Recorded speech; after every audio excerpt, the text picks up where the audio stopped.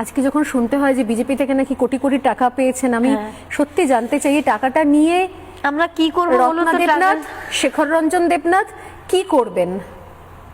আর কারোর তো বিয়ে দেওয়ার নেই, না কারোর জন্য গয়না কেনার নেই, কারোর জন্য বাড়ি বুক করা, ক্যাটারার, ডেকোরেটর কিচ্ছু করার নেই, কারোর জন্য আলাদা করে পড়াশোনা করানোর কিছু নেই।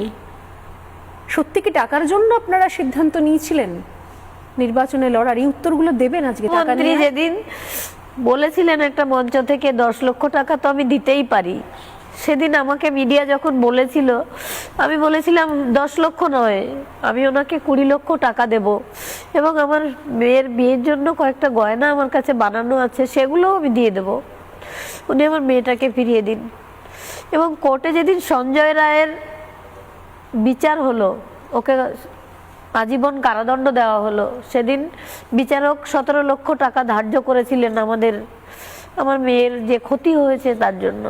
আমরা দুজনেই উঠে দাঁড়িয়ে বলেছিলাম, স্যার আমরা টাকা চাই না, আমরা মেয়ের বিচার চাই। তারপরেও অনেক অফার এসেছে আপনার টাকা নিতে, কিন্তু কোনো টাকা পয়সা আমরা কারো কাছ থেকে চাই না। আমার মেয়ে যা রেখে গেছে এবং আমরা যা আছে, আমরা দুজনের রীতি কিছুই লাগবে না আমাদের। সারাদিন যদি রান্নাও না করি কেউ বলে না। আজকে যখন শুনতে হয় যে বিজেপি থেকে নাকি কোটি কোটি টাকা পেয়েছেন, আমি